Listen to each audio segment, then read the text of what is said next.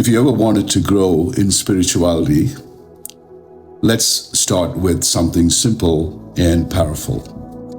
Spirituality means knowing the human spirit, as opposed to material or physical things. And if we really want to understand spirit, we have to first understand the subtle energies we are made of. It begins with the gross body. Without the knowledge, we cannot go deeper. If we just stop at gross body, the physical body, and believe everything is just hormones and chemical reactions, then true spirituality is not possible. Well, at best, you'll end up with hard-pushed faith, and that's not spirituality, that's religion. So, stick with me. I'll simplify the Vedic wisdom of 5 bodies, called Pancha Kosha. Pancha means 5. Kosha means sheath or layers. These are the 5 layers all of us carry. And when you understand this, you will see why Western science is still in kindergarten when it comes to medicine and healing.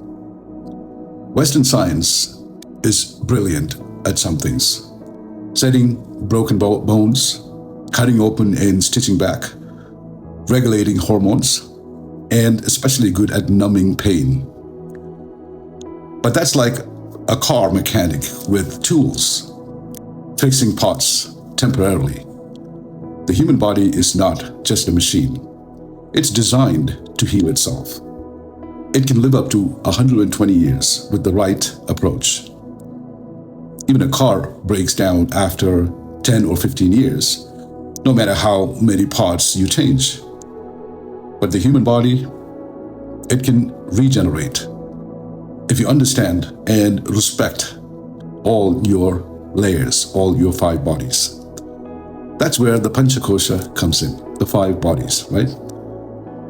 First layer of sheath of our being is called Annamaya Kosha, the food body, the gross body. This is our physical body, skin, bones, muscles, organs. It's made of the food you eat, sustained by the earth itself. You work on this layer with diet, with exercise, and with yoga postures. The second layer is Pranayama Kosha, the energy body. This is your life force, your prana. It runs your breath, your digestion, your circulation. You develop this layer with breath work, or what we call pranayama.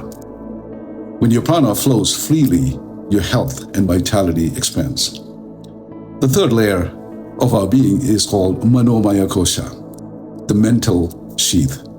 This is your mind and emotions, your thoughts, your memories, your feelings. It filters the world through senses. You calm this kosha, the body, through meditation, chanting, mindfulness. Balance here means a steady and peaceful mind.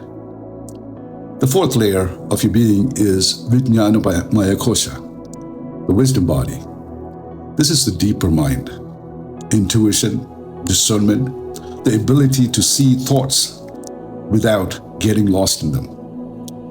It's where wisdom lives, the part of you that knows what is real and what is illusion. You awaken this layer through meditation and self-inquiry. The last layer of the body is Anandamaya Kosha, the bliss body, the innermost sheath, subtle, luminous. It is the veil of pure bliss that covers your true self, the Atman, your true self. At the core of you, when you touch this layer, you feel deep peace beyond emotion, beyond thought. That's where you realize your real nature. Now here's the part most people miss. By knowing and touching these subtle bodies intimately through intense yogic practices, yogis are able to do things the modern world calls miracles. For them, it was not woo-woo, not fairy tales, it's science. But here's what's interesting. Humans carry all 5 koshas, but animals only have 3 developed koshas. The Vijnanamaya kosha, the sheath of wisdom and intellect, is not developed in animals. That's what gives humans the capacity of self-awareness, moral reasoning, and higher consciousness. That's what separates us from living only by instinct. And the other kosha that's missing in animals is Anandamaya kosha, the bliss body.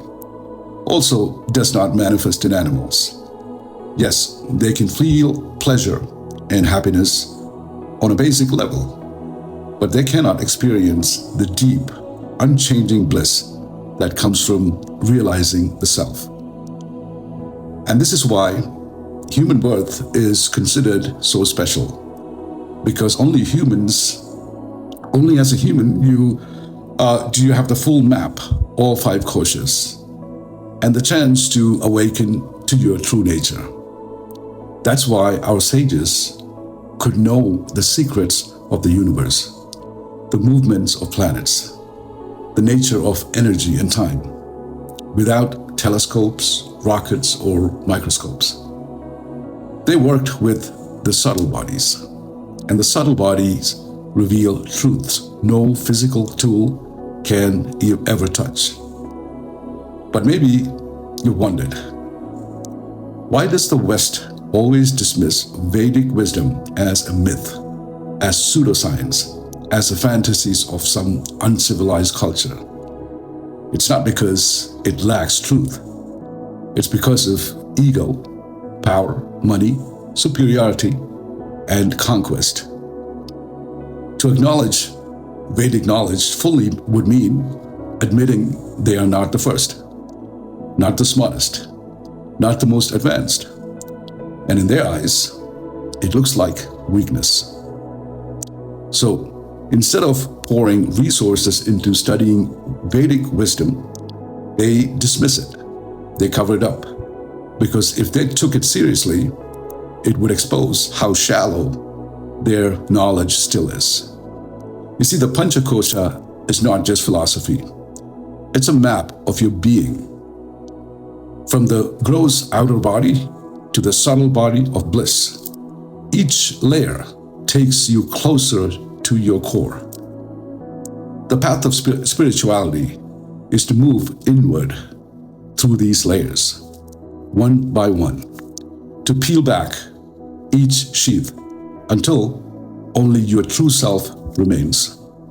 That's the Atman, eternal, unchanging, and pure. And this is why the sages taught real healing and real living isn't about fixing broken parts. It's about working with your subtle bodies. Your body, energy, mind, wisdom, and bliss. Holistic. That's a whole human being. And that's spirituality. Namaste.